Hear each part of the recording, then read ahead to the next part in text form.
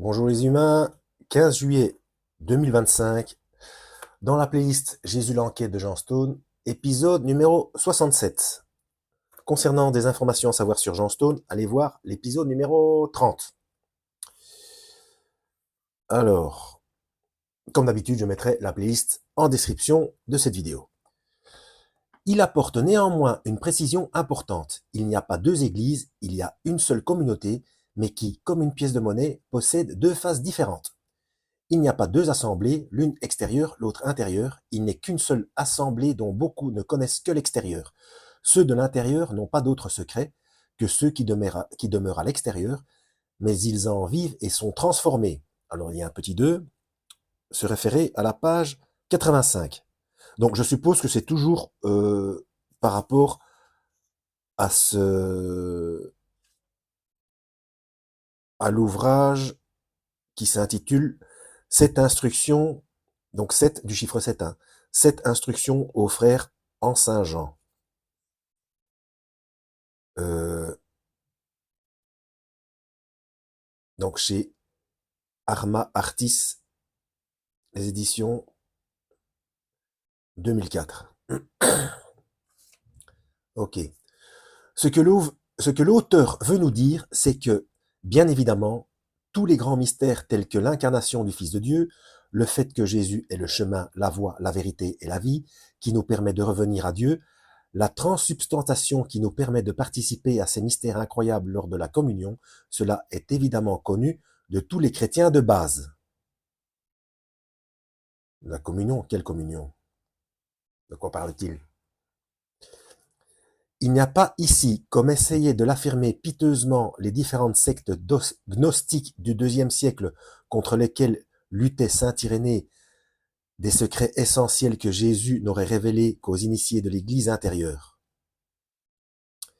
Vous voyez, il faut vraiment faire attention, il faut vraiment s'intéresser à l'histoire de cette chose, parce que c'est Jean Stone qui parle, et pour lui, qu'est-ce que c'est une secte gnostique?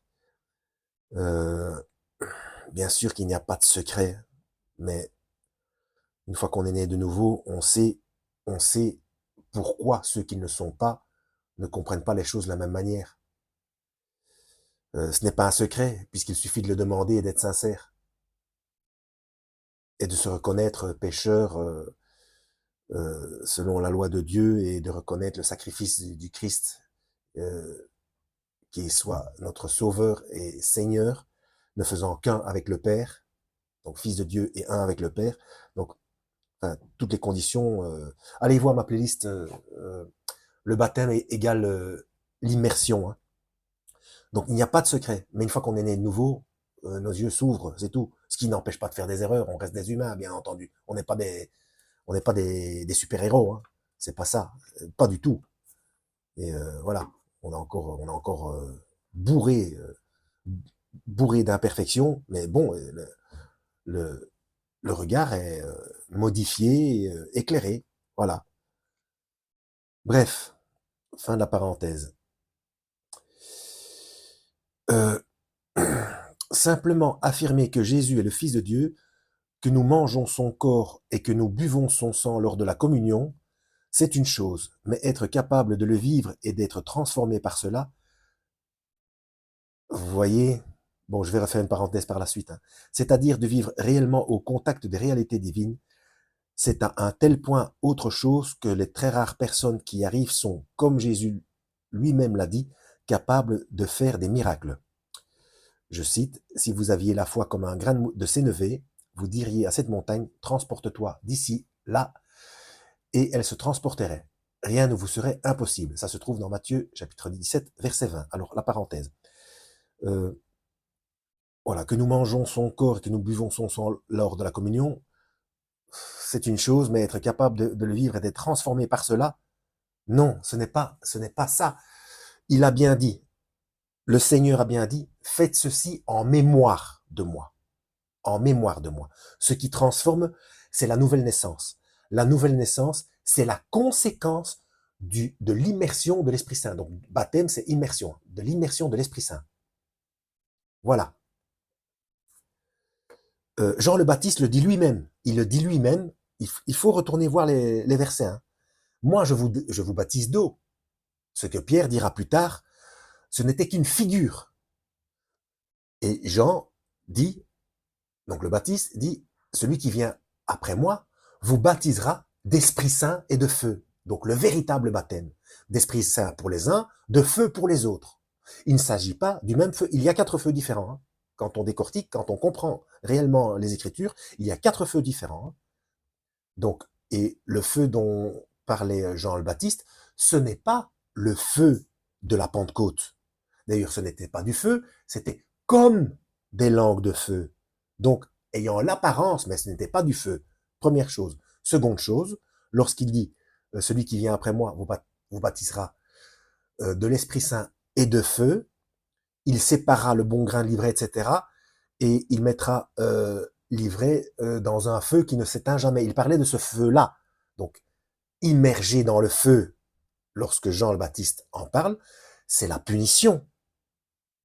C'est l'enfer. Ce qui n'est pas bon, on le jette dans le feu qui ne s'éteint pas. Donc on est soit immergé de l'Esprit Saint, soit immergé du feu de la punition. Voilà, ce n'est pas la même chose, il faut bien comprendre. D'où le danger de tout ce qui est cérémoniel, liturgique, enfin, tout ce qui est religiosité, etc. Bref. On continue. J'ai retrouvé, après sa mort, dans les écrits de mon père, qui a beaucoup écrit, mais qui n'a quasiment jamais publié, un long texte commentant cette instruction aux frères en Saint-Jean. On y trouve en outre ce passage.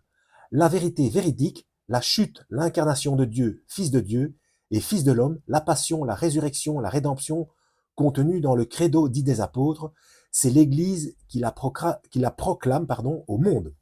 L'Eucharistie cosmique, les sacrements, la liturgie, c'est elle qui les dispense, les témoignages aussi. Là, on est en pleine religiosité. Hein. Lisez les instructions du Christ. Hein. Lisez son enseignement. Hein. Mais le côté humain, historique, mutable, les usages et les compréhensions, le droit canon, les théologies successives, les adaptations et les exclusions, même si des raisons historiques parfaitement compréhensibles justifient les décisions du magistère, les décisions du magistère. Aucun magistère n'a décidé quoi que ce soit. Tout a été... Le Seigneur a dit, voici, je vous ai tout annoncé d'avance. Bon, vous allez me dire, c'est concernant la temps de la fin, etc. Ben, son enseignement se trouve dans la Bible. Il n'y a pas à décider de quoi que ce soit. Je serais curieux de voir si mon nombre d'abonnés, tu veux bien mettre les N et les B à la bonne place, merci. Mon nombre d'abonnés va encore... Parce que mais je vous l'ai déjà dit, je ne suis pas ici pour caresser dans le sens du poil. Si je caresse dans le sens du poil de tout le monde, je fais comment moi après je vais devoir rendre des comptes. Hein. La vérité est la vérité. S'il ne vous plaît pas, parfois je me trompe. C'est pour ça que je laisse mes anciennes vidéos. Mais concernant cela, allez voir dans la Bible. D'ailleurs, combien parmi vous, chez les catholiques, disent oui, mais ne tiennent pas compte de la Bible. D'ailleurs, il y a même un... Comment il s'appelle ce curé il est grisonnant, barbu, assez fort, avec une bure grise en général. Il a même dit, la Bible est dangereuse. Donc ce sont les humains qu'il faut écouter, et sous-entendu, ce sont les humains, les curés, etc., qu'il faut écouter, le pape, etc., et pas lire la Bible, parce que la Bible est dangereuse. Ouais, mais où va-t-on? Où va-t-on? S'il vous plaît. Tout ce qu'il y a à savoir, c'est dans la Bible. Et tout ce qui contredit la Bible, eh bien, ça ne vient pas de Dieu. Et ce qui ne vient pas de Dieu vient du diable. Dixit le Christ. Bon, on continue. Sinon, je vais nouveau perdre le fil ici. Voilà, l'Eucharistie cosmique. Bon sang, c'est presque un langage New Age. Même si des raisons historiques parfaitement compréhensibles justifient les décisions du magistère, sont plongées dans la variabilité du temps de la chute, sont relatifs, secondaires et passagers. L'assemblée intérieure n'a pas ni à s'en mêler, ni à les contester, ni à s'y soumettre. Elle est forte, celle-là.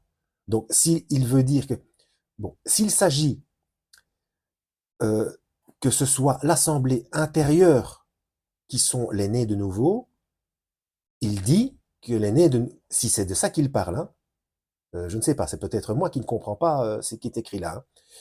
Il dit que l'assemblée intérieure n'a pas ni à s'en mêler, ni à les contester, ni à s'y soumettre.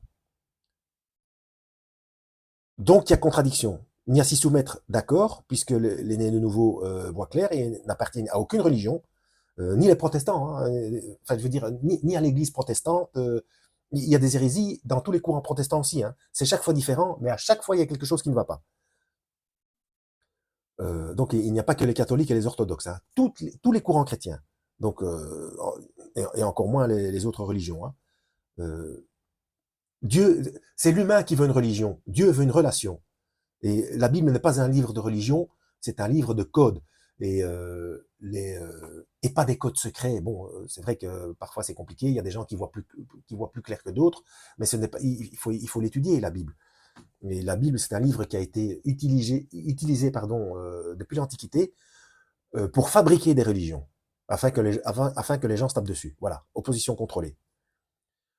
Euh, donc, l'Assemblée intérieure n'a pas à s'y soumettre, oui, mais n'a pas ni à s'en mêler, ni à les contester.